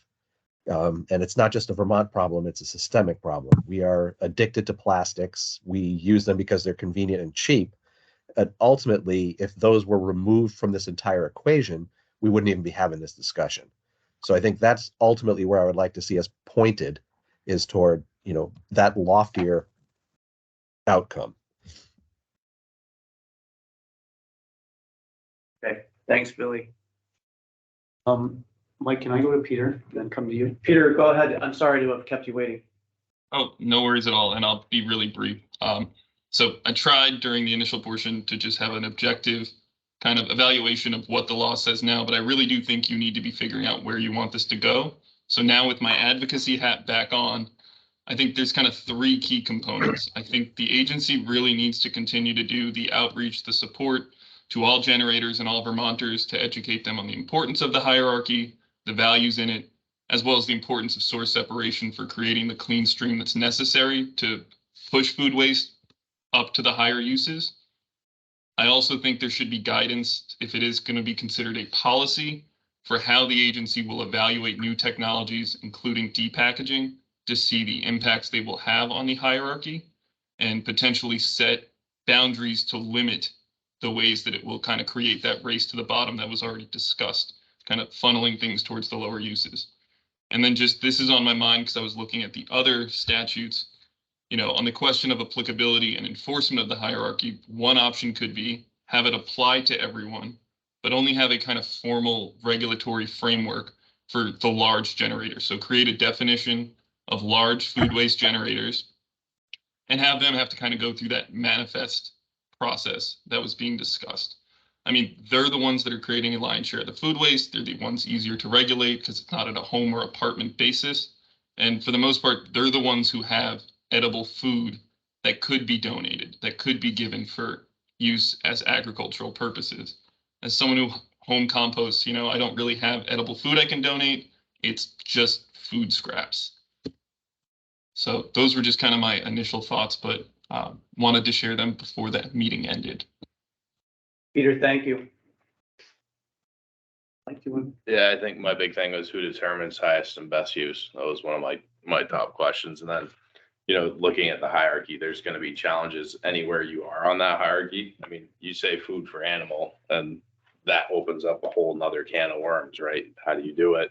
What are the unintended consequences? Other things like that. So, I mean, when we've been going down this journey, looking at, depack or composting, and we obviously have run both operations, there's challenges in both locations. So how do you make sure you're not, feeding pigs meat and swine flu? Like, there's a whole other list of things that you need to consider. And I think that's where this group should be focused too, is we can pick a different direction, but at the same point, there's going to be things and details that you need to vet through there. And then one of the biggest things is, from a hauling perspective, is just, what do we do when we have contaminated material? And everyone's got a camera, everyone's got a cell phone, and they're snapping photos. And, we're trying we educate, and we have great policies and procedures for our drivers, but at the same point in time, like, they're trying to make a game time decision. Do we send it to the compost yard or do we not? And I'm sure you've dealt with it too, where sometimes you have to say, hey, we're going to charge you as trash, and we're going to send another truck. And that's the kind of the stick method, right? Where we're saying, hey, we're going to charge you for the pickup of the compost, but we're also going to charge you the contamination. hopefully it corrects that behavior, but some consumers are just gonna still put the wrong materials in there, which we deal with it, but technically, are we allowed to put that in the landfill because it's contaminated and it's got food waste, right? That's something that's squarely on our radar too. And Dan mentioned it in the last meeting about Colorado that has some issues with source separated organics that are so contaminated that they're just sending them to the landfill. So it's a tight wire to walk across for sure, but I agree. So we have time check, 11 o'clock, got half an hour left. I actually wanted to acknowledge Peter Blair. I thought that was an interesting suggestion he had. And I'm looking at Tom, like we're getting into the suggestion phase maybe. And I want to see if others have reactions to ideas or, because I think Ben and I had hoped, and Mia, we were talking about like, maybe you could come up with some initial bullets on this part of your thinking. I did want to have a chance to just share my experience. Yeah, I would like to hear your industry experience too. Okay, so two things that for those of you that don't know me in terms of my context. One, I've been in Vermont doing this work since 2000 and have been working on basically the URL or what became the URL since that time. So by the time we got to legislation, I had been on that topic for 12 years. And now in my present capacity, we collect discarded food from a whole variety of generators, the entire scope or spectrum rather of generators that exist in our communities. So it's everything from elementary schools and daycares to nursing homes and hospitals to prisons to industrial food processors to state office buildings to courts to, you know, you name it, restaurants, we're in there. And we then bring that material back and run it through a flock of 2,000 laying hens and forage them on a compost forage. And then we make compost and worm castings from that. We do other things, but just to contextualize sort of my experience. So I think on a personal level, when it comes to the intent, I can't say what the intent was of anybody, every single person who voted on the legislation. But this section of the law, and Peter is very thorough and noted that it was not in the original draft, was authored by myself and Pat Segui, who was then the Composting Association Director of Vermont, and ultimately went through the counsel of Kathy Jamison. So Kathy certainly did get what the intent was that we were developing it, and then we later testified on the issue. And so the legislators in the committee rooms were aware of what the intent was. That's the part I can say is that part of the history. The whole premise and why it was when we realized that, or why when we looked at that first draft that we decided something like this was necessary is that for those of you that aren't involved in solid waste, especially in Vermont, Vermont had passed Act 78 previously, which was a voluntary compliance goal, and it pointed towards 50% waste reduction by 2005. And when I showed up, nobody even knew about it anymore. ANR was not talking about it publicly in terms of hitting that 50% goal, and we were at 32% recycling with no like really meaningful change on the horizon. And I think that the takeaways from Act 78 and many, many other well-intended pieces of past legislation to change social behaviors is that voluntary compliance, as wonderful as it sounds, is not effective when it comes to some of these things. And I'll come back to that in one second with my own experience as a hauler and what I observe where people don't always make one, economically good decisions for themselves, or they have other more complicated math like convenience to factor in. But two, we have not actually addressed major social challenges through broad statements that say, we really would like you to do this. We often have to create more structured approaches to it. So Act 78 had not worked, and the URL was the answer to that, and then also sort of the like leaping us forward into a new vision for the food system. The other part is that leading up to the URL were years of stakeholder meetings that included food rescue, included composting, included digestion, included all of these parties. I mean, hundreds of people. And part of what came out of that was not only do we need more mandated structures, but we also need to provide greater acuity in terms of what we were trying to point towards, so that economic value did not override social and ecological value. And I think historically, it would be hard pressed to make an argument that we have seen markets behave in ways that are for the greatest social and ecological good. Markets and individual companies tend to behave towards their own bottom line, towards what is going to work for them. And so while that doesn't make them necessarily bad people, it also makes them unreliable actors for making what are highest and best use decisions. Highest and best use is certainly a complicated thing. We, at the time, were trying to draft something that was a whole systems approach. And that's a big thing that came out of those stakeholder meetings, was we need to look at this as the whole system. And so while we as a society tend to put a lot of economic value on energy, for instance, historically, we have not put any value on soil. We have not put any value on food security. So exactly whether this hierarchy is drafted in the most perfect way, it is a bit up for grabs. Certainly could use some diving into, and yet the assumption was, for instance, food recovery. If you evaluate it not just on, if you evaluate it just on a carbon sense, if you don't have to grow more food and get more food to people, and you can just take something that exists and reallocate the resource, that's got to be the most efficient possible way to deliver food to people in an urgent emergency situation. Having to produce food in California to get shipped to Vermont to then give to a food insecure family in Vermont, that's just not efficient. It can't be efficient on a carbon basis. It can't be efficient on a dollars basis. If it exists, if it has no market value, just pivoting its allocation, that is efficient. And that was the basic kind of premise as we went down. And there are many things like ecological services that soil provide, that, for instance, soil health, that we need to be accounting for in these things.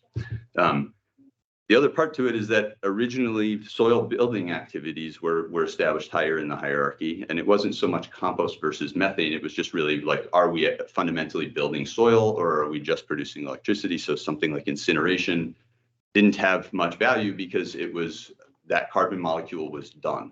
We no longer could put it back through the system. The more recent version, and this is why part of the intent part, I think, has been well established, is that my understanding is that A&R came back and said, no, we really think, we want to just keep this simple, and compost and digestion, we'll just put them in the same sort of bracket. And we decided to compromise on that, and it was a more straightforward thing. And then energy recovery kind of ended up as the fifth item. And then the other part I just want to say is, as a hauler, I've had three experiences that sort of that inform the hierarchy for me. One, we've taken the hierarchy so seriously that we write it into our contracts with our generators, and we acknowledge that you can't use somebody, you can't like moonlight with, within your contract with us for somebody doing something lower on the hierarchy. But if somebody comes in like the food bank, and offers you a service that would mean that you are diverting away from our contract, if it's above us in the hierarchy, we're good with it. So that's how seriously we've taken it. The other part is that the first company to bring depackaging to Vermont originally came in and wasn't offering services and subbed out to everybody in-state. And when I sat down with them for sort of contract negotiations, it was acknowledged, I was concerned about losing grocery stores to them. And it was acknowledged to me by one of their top management who came out to the farm that what they were doing in Vermont couldn't, or what they were doing elsewhere could not happen in Vermont because of the hierarchy. And that depackaging would preclude these other things. And so his answer to my concerns was, you have nothing to be concerned about. Your state insulated feeding animals, which is what I do, in ways that Maine, Massachusetts, New Hampshire hadn't at that point. The last piece is that we service a whole variety of folks. And I would say, even in places where the food bank is coming in, for one reason or the other within there, plenty of edible food does not get recovered. And so this is where that piece about like really being more structured, even though a donation to the food bank is cheaper than, say, depackaging, on the other hand, convenience is a hard thing to like put your finger on. And I think a lot of these bigger operations really are, they want to keep it simple. They don't want their people to have to make decisions. And so it all kind of tends to trend in one way. And so the reliance on that idea that the market alone will make sense, I think is naive, and it's sort of like this purist interpretation of markets that doesn't really reflect like the actual truth of them. And even Adam Smith described those things. It's not something that we've had to learn recently. So that's what I got.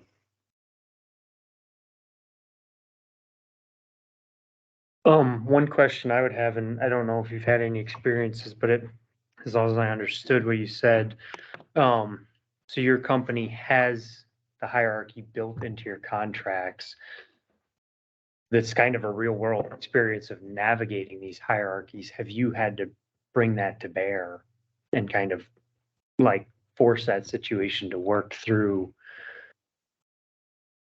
navigating that hierarchy? Because I think that's something that potentially A&R would have to do. And just if you've had experiences of sorting through that challenge, that would be informative. Yeah, I mean, obviously, I'm not in a position of like enforcing. I'm in a position of participating in a sense. Yeah. So, some of the aspects of that, as Josh mentioned, pig farmers, and that piece about sort of animal feed. But we have the Agency of Agriculture that already has guidance on that. I don't think the hierarchy or A&R or the legislature needs to clarify those things. So a lot of where food scraps go to pig farms is being used illegally.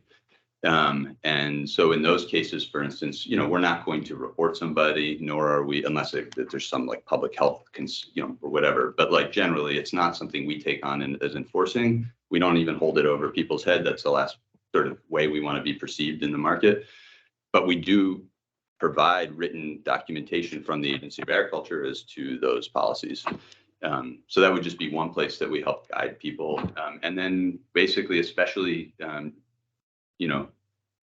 since the coffee shops are mostly coffee grounds, we're not really talking a lot about food recovery with them, sort of pertaining to what Josh said. But if we go into a grocery store, when we do our initial sort of visit and sorting out where things go, we come in with the assumption that that sorting edible food out is part of what they should be doing, and we help actually undermine our own market by clarifying like these things, like really you could be recovering that, and here's the number to the food bank in your local food pantry, and so it's more of a partnering role than like an enforcement role.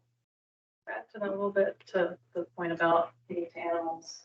It's particularly challenging for us at the transfer stations where we have to provide collection bins for compost.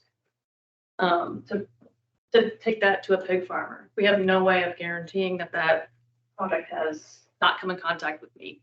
Right. Well, So you we wouldn't don't be able do to that. take it to a pig farmer anyway. Well, they Yeah. come and ask us for it. Right. And we often say no. But I don't know that everybody does that, Yeah. so, that's kind of, I think, what we're kind of getting at with the challenge of the Right.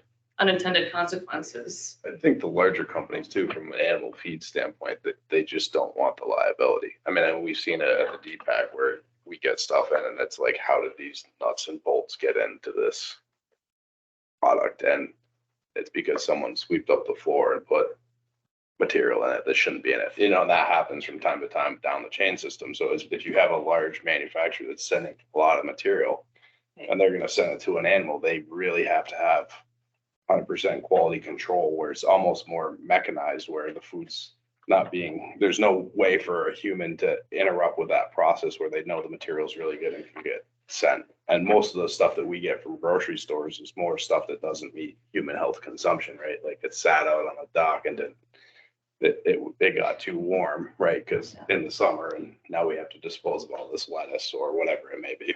I think that piece about what's ending up in there, that's where these, and Peter mentioned, the source separation and the hierarchy, they point towards each other. And so I think that in order to preserve those opportunities on the hierarchy, that's where enforcing source separation in part is so critical, and that's a big piece of our business, is making sure that it's feed quality,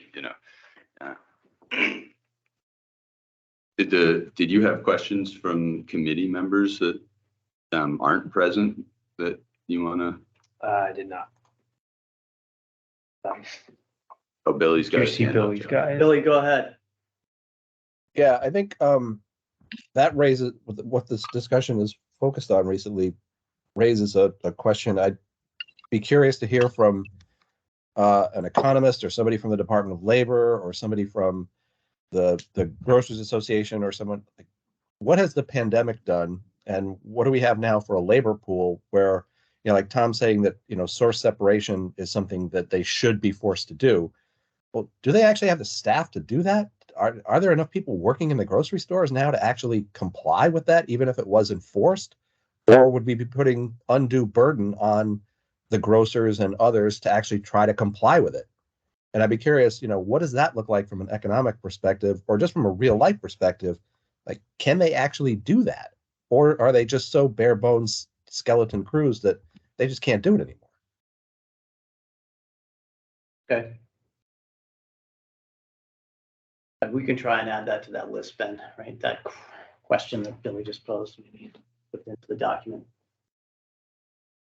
I think the big thing too is capacity. I mean, I think that's got to be answered depending on where you are in the state, what capacity you have, and having a good way to vet through that. Like Dan said, like, he may have capacity today and he might not tomorrow because he gets a new account, and then that changes the whole waste shed of where we can ship material. Yeah. And it doesn't stop coming for me. Yeah. Right. Like, So one thing that changed in that 2019 amendment, I think, and I think was in the original language, but inadequately, and I'll take responsibility for the inadequacy of it because I just look back on my own naivety at the time of when we were drafting that. But there were provisions to essentially say you're only held accountable to this if services are available to you, and that would capture the capacity thing in part, so if the food bank is saying we can't get a truck to you and nobody is able to get edible food collection going for you, you can't be held accountable, or you shouldn't be held accountable to doing something that's just not available to you. And the way it was written in before was very sort of kind of compost centric in that it basically relied on a mileage to a certified composting facility, which was a very inadequate reference point because, for instance, I'm not even a certified composting facility myself. I run a farm and we use it for agricultural purposes. So that I wouldn't have necessarily triggered that. So I think there are other ways in which too we could be offering clarification, some of which might echo a little from the past, to say essentially, this is what you're required. Should those services be available, which would capture things like capacity issues. And I think that that might be one of those things that we want to come back to. It's like, figuring out what the actual triggers are for the application of the law or the hierarchy specifically. Okay, we have 10 minutes left. And I think we've gotten into some stuff today, which has been good. I don't have any definitive bullets, and Ben, I don't know if you do, if we, from this group that you guys have wanted to, there's definitely been some good suggestions that I think are in the notes that are a starting point for some of the challenges with the hierarchy as moving it beyond the way the agency interprets it and uses it now, but also some ideas on places that could be, I guess, ideas from Peter as ways the agency could work with the largest generators. There was also, Tom, you had asked about, could A&R talk about different examples of how, ideas it has on what could lead us more towards the ensuring the 90% effective. Yep. Capacity was brought up a couple of times and as challenges. And there was also, you were just kind of ripping up what you were just saying. There was the idea of looking at previous interactions to essentially it's a check first type of a system we've been discussing, but Mike has alluded to some real world challenges, both with drivers on the ground, both with putrescible waste, which many people here have experienced, having been practitioners in this space. So I guess I just want to ask participants, and so this goes for Billy online and the folks in the room, what do you want to do next? When's our next meeting, Mia, for context? I know I haven't heard from everyone on the second October meeting for the doodle poll, but we have November scheduled.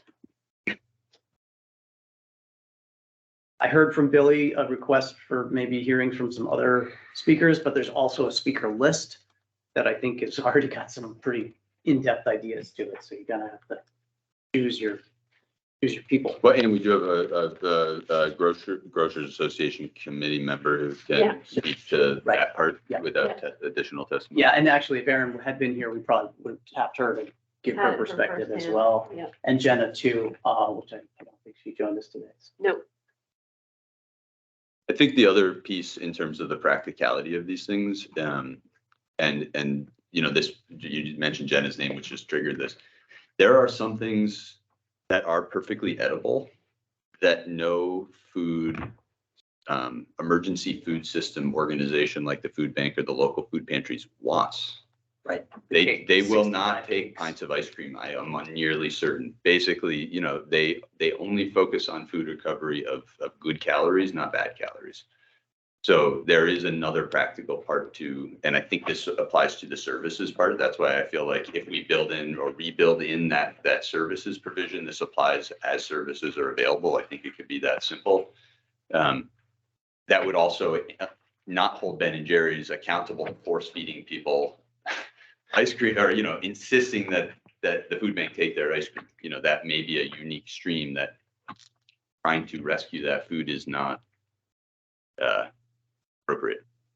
So I guess one thing I've kind of heard throughout this conversation, I don't know where it goes, is just that need for flexibility. You know, it's a question of what is the best use. It's a question of timing. It's a question of, does an outfit want a certain product? And I don't know how we move ahead with that, but that has been kind of consistent. If it's a contamination issue, like it seems like there does need to be some amount of flexibility. Do you think a services provision would allow for that so that the food bank can speak for itself? And if the food bank's been consulted, that's an adequate trigger to provide flexibility that it not go to food rescue, for instance? Yeah, I'm not terribly familiar with the exact mechanism you're talking about, but something in there that does give folks that flexibility. So whether it is contamination, whether it's, you know, quote unquote, bad calories. Yeah, it just sounds like that's an important piece of doing this work.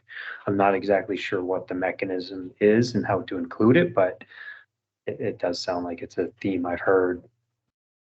There's gotta be some kind of generator knowledge in this process too, right? I mean, if they already know that it's contaminated, are they gonna bother with calling Right. the food bank? No.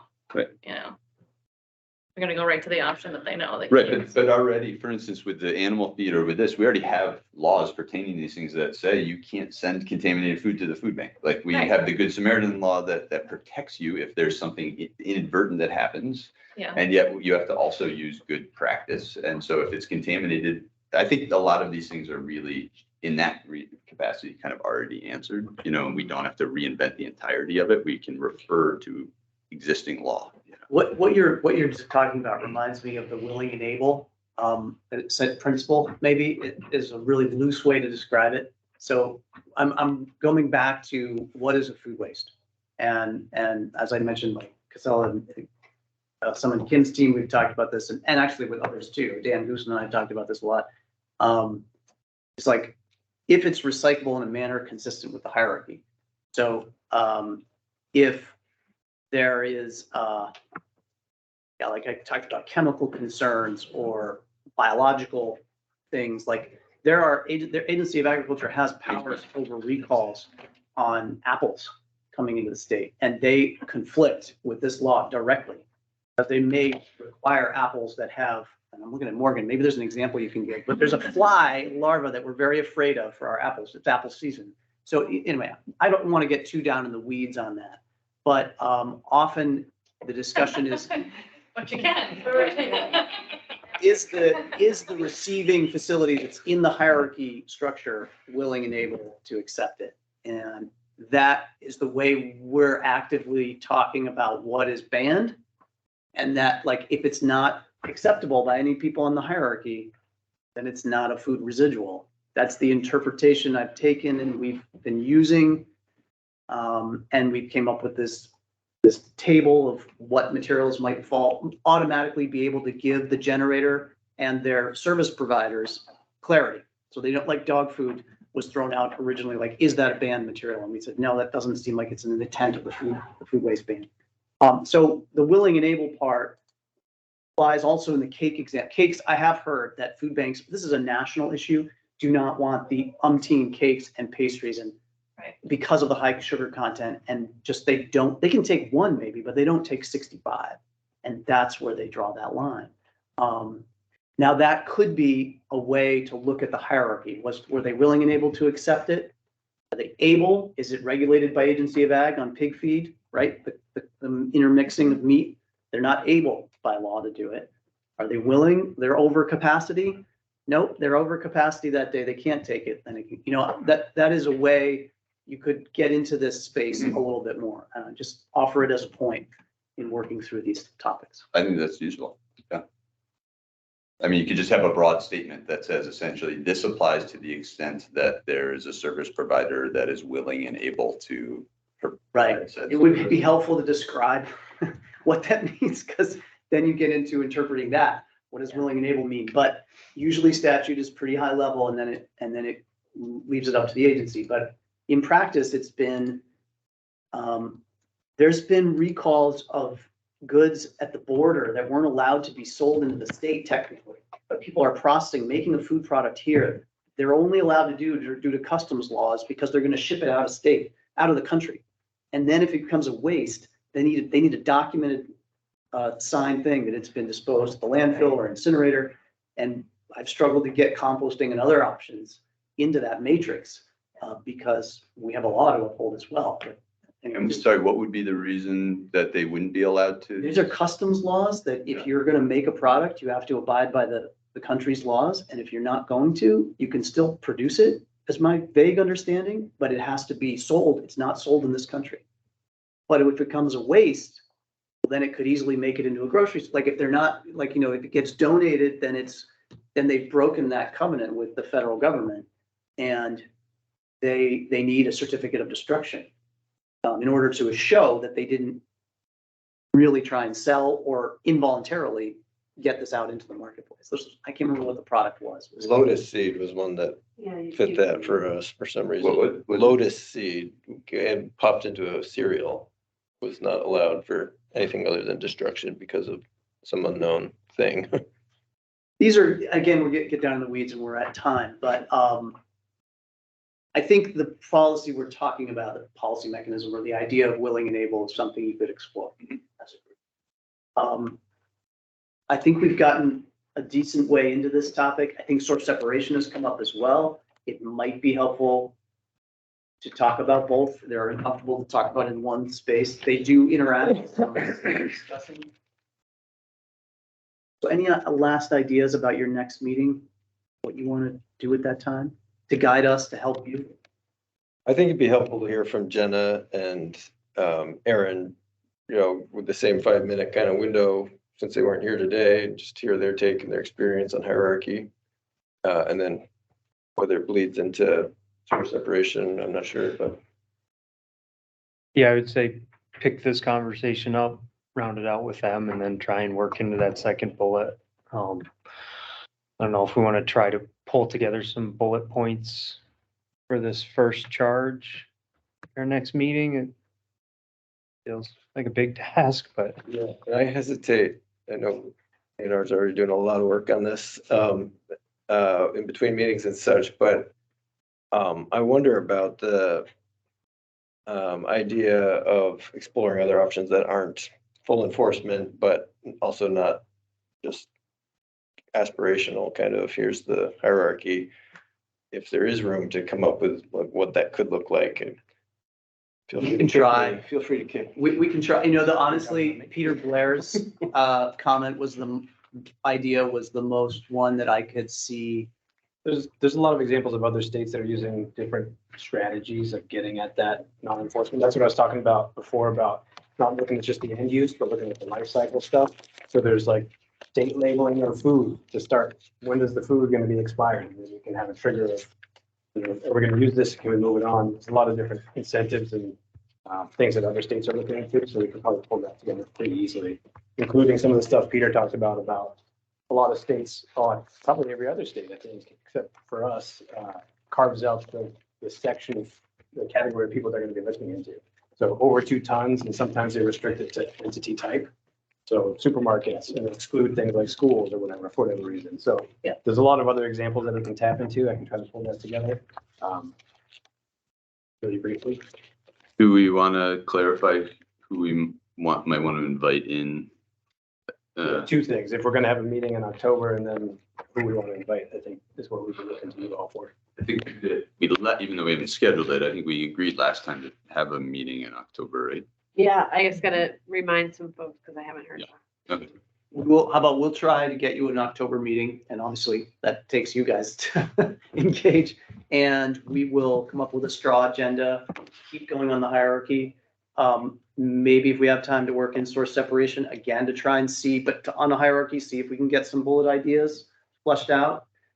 Even if they're not everyone supports them, if they're just ideas that are possibly part of a report. Again, I can envision a report where there's disagreements on different policy ideas, but they're still part of a discussion. But again, it's going to be up to you to approve that type of approach. And what you asked about people, right, Tom? Yeah, just like whether it's for the hierarchy or starting to look towards source separation, just knowing we have a limited number of meetings, we might want to tee up a couple people. Yeah, and there is a document on the FTP site with the aggregation of all the recommendations, including the question that's trying to be asked or answered. So feel free to take a look at that and suggest any, point people or top 5 that we should be trying to schedule for the next couple conversations. Do we want to create some structure for that so that so you actually have some guidance lined up? I mean, yeah, I think that's a good idea. And we should just maybe designate some time specifically in what I hope will be an October meeting. If we give nudges to whoever we're waiting to hear from. But if we know that we're going to be talking a little bit more about item 1 and probably going into item 2, if there's people that apply, if we set aside, 20 minutes or whatever for that, again, maybe there's a way to determine who they are or sign off on who they are over email. Well, you have that FTP site. You guys, there's a lot we can do for you, but if you have a table, you can vote. You could, you can see in real time what everybody's chosen. That I don't want to put Ben through too much work or me or Mia, but we're willing to try and help you in that decision. I think what you're getting at is like, how do we make the decision of who comes in? Yeah, and not leave it up to like poor Ben, like doing all this collating of a lot of input, So if you guys want to set up a system amongst yourselves, but or we can, or just take a look at that page. How many names? I'd almost rather spend 5 minutes right now leaving here with like clarity versus having to. I haven't had a chance to look at it yet, so I put some names in there, so I feel bad asking people to go through it without, I haven't even looked at it yet, so. Well, if there was like 6 recommended names to Ben, I just wonder if we could order them. Yeah, if we could just identify however many 3 names there are. Are you saying on email or Just on the FTP. Just do it on the site? Just put, everyone gets their choice, but 1 for the first person you want, then. Yeah, and that way Jenna, and Aaron. We could just ask you to add that column and then put your name at the top and then put your. Top 3 That is- choices, or if we're gonna have 2 sense. votes. And then We if, Try to do that by Friday. Is that too soon? I think we gotta get it done, so Okay. no, I think that works. I think we can email you with that request. Give us some directions. Perfect. I do want to say thank you to everybody at A&R who's doing the background facilitation, all this, because really well. All 3 of you guys and whoever else is punching in are doing really great. that was the largest We're happy to do it. doodle poll in terms of dates I think I've been a part of, so thank you for that. Annoying piece, but I'm not trying to do as much work as that, so I'm not complaining. It's appreciated, so. All right, well, I think we're just a little over. Let's see where the FTP site voting ranking comes out, and then we'll design an agenda based on that. And have to do it via email with you guys. Thanks, everybody. Thanks for those who, Peter, thank you for being a speaker.